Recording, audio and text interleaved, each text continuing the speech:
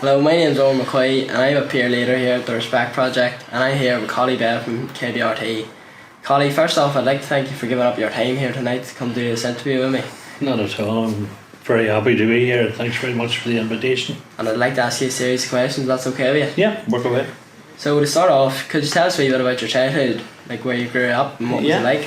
Yeah, well, I suppose whenever I was born we lived out in Cloughree and lived there for the first 8 years of my life, and then we moved into Newry.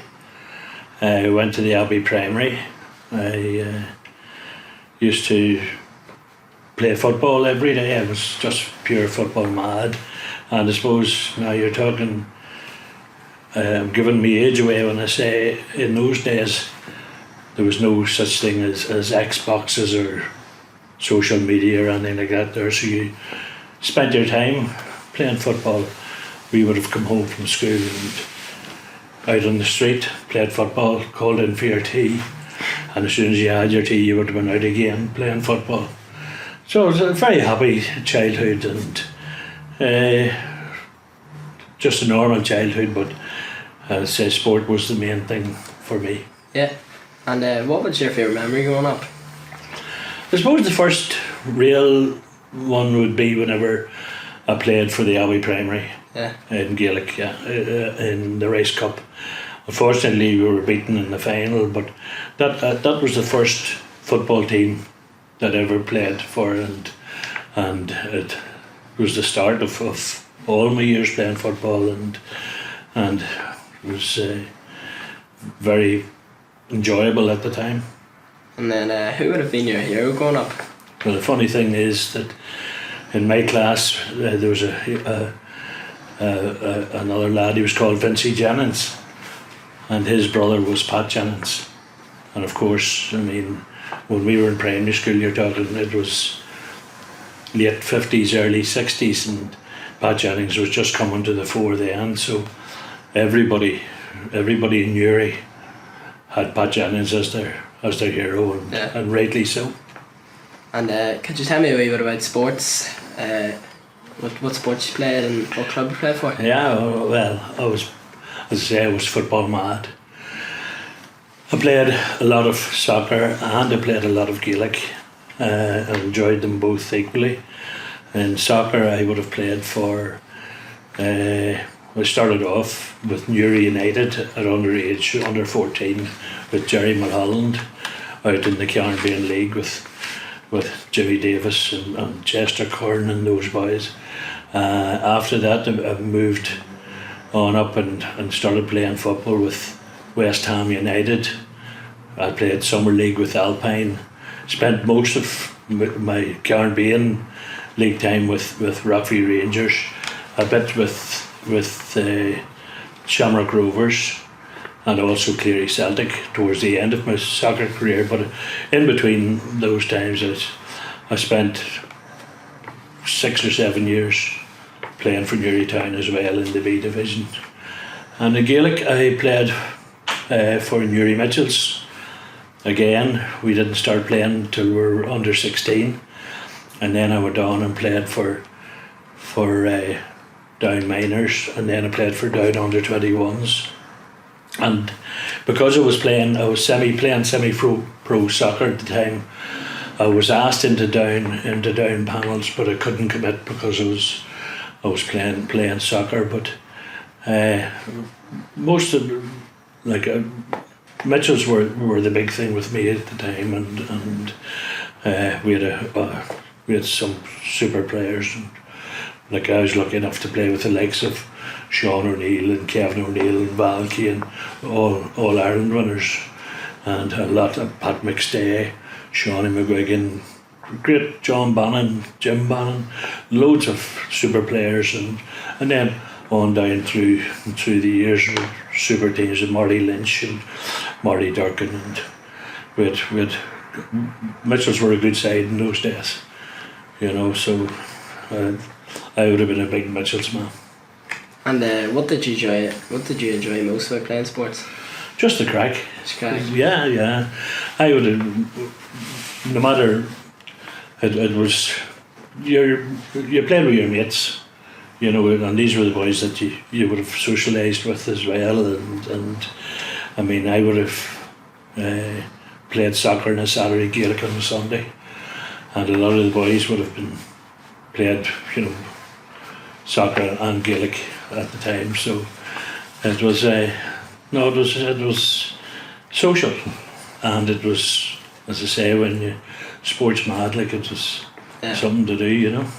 And then who would you say the best player you've played with or against, and why? I suppose you have to say that the best player ever I played with would have been Sean O'Neill.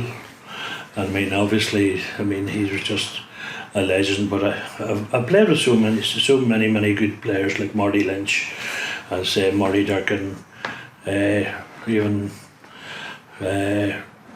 loads. I mean, Mitchell's always had the Ruddies, which were great players. And then in soccer, I would have played, you know, with likes of Ramsey McGuigan and Marty Green, and great footballers, you know. And you worked as a primary school teacher. Just tell me a bit about that. Yeah, well, originally I went to college and I studied to be a PE teacher. And for the first 14 years I taught in a secondary school in Belfast as a PE teacher.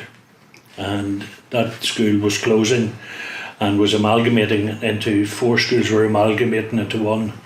And at that stage I had got married and I was living at home in Newry, and I was travelling up and down. So luckily enough I got a transferred redundancy and got a job in the Abbey Primary, and then I spent 26 years in the Abbey Primary and I loved every minute of it. And why did you want to follow a career as teacher? Well, originally it was PE teacher. Yeah. Because I was so into the sports, and as I say, I had 14 years in Belfast as a PE teacher, and then whenever I went to the Abbey Primary, I mean, I was in charge of all the football teams and all the sport, and it was just a continuation, really. Yeah. And what did you enjoy most about being a teacher? I enjoyed the crack with each other. Yeah. And enjoyed the sports and the football teams. I also enjoyed the staff room and just I enjoyed. Now I'm very, very lucky. 40 years teaching, and to be honest, I enjoyed the most of it. Would you have any advice for a young person looking to pursue a career as a primary school teacher? Well, you need to. I mean, it is kind of a vocation. You need. I mean, it's either a job for you or it's not a job for you. Yeah. But if you're good with children, then and you enjoy their company, and then I think go for it.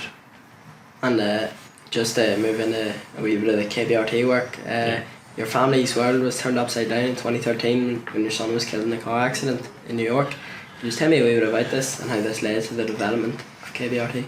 Well, as you say, 10 years ago, 2013, Kevin, he's one of our 7 children. He was 26. Kevin loved travelling. He'd been in Australia for a year. He'd visited Thailand. He'd been here, there, and everywhere. And he went to New York and fell in love with New York. He just thought it was the greatest place ever, and he was only there 10 months.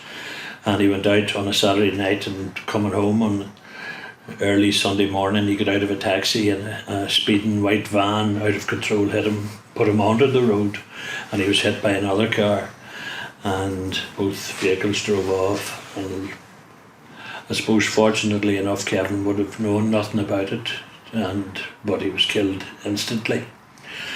And when news broke in Newry that Kevin had been killed, this town just went into a frenzy of fundraising to bring Kevin home. I mean, he was killed on the Sunday morning. On the Tuesday evening, there was Aidan O'Rourke arranged the table quiz in the Canal Court, and there was £45,000 raised to bring Kevin home. And there was a fun run and walk on the Thursday night. There was another £25,000 pounds raised, and anybody and everybody who could was raising money to bring Kevin home, and all in all there was £150,000 raised to bring Kevin home. Now of course it didn't cost that much, and we had this £150,000 which really wasn't ours. And about a week after Kevin's funeral we heard of a young fella from Carryduff had been killed in Thailand.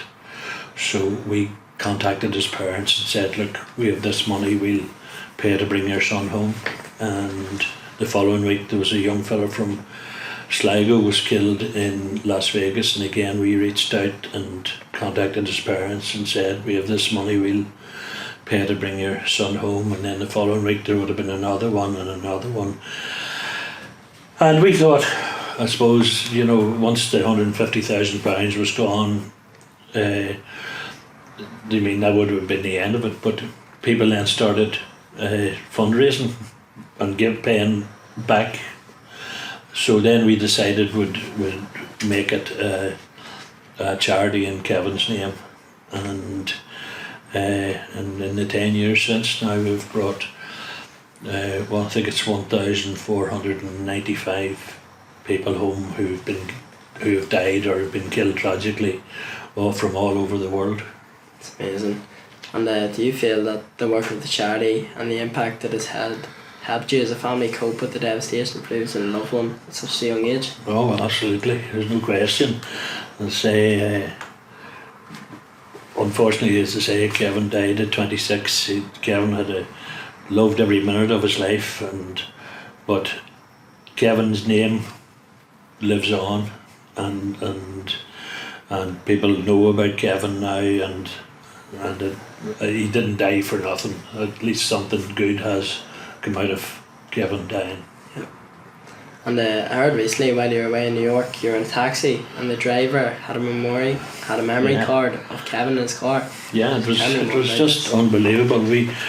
We were that's another thing that has come out of the Kevin Bell Repatriation Trust, is that we're invited all over the world to receive checks. I mean, in November there was a massive fundraiser in Sydney, and they flew myself and Ethna out to it, and they raised something in the region of 270,000 Australian dollars in one night.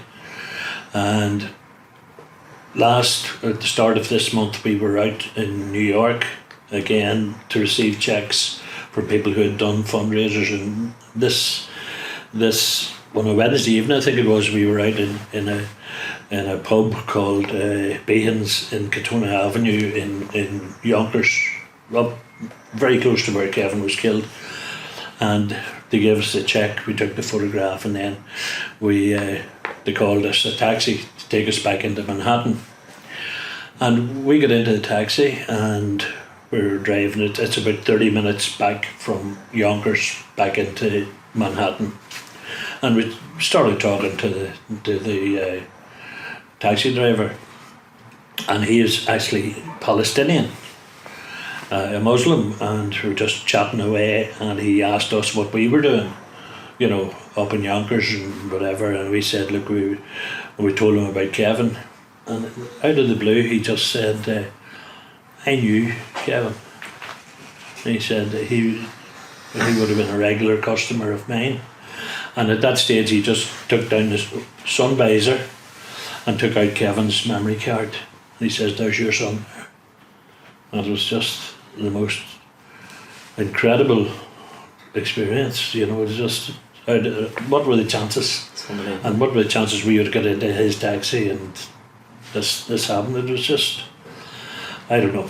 What would you say? You're without a doubt a true community hero, and I'd like to thank you for taking your time tonight to do this interview with me. Thanks very much, Oran. It's a pleasure. Thank you.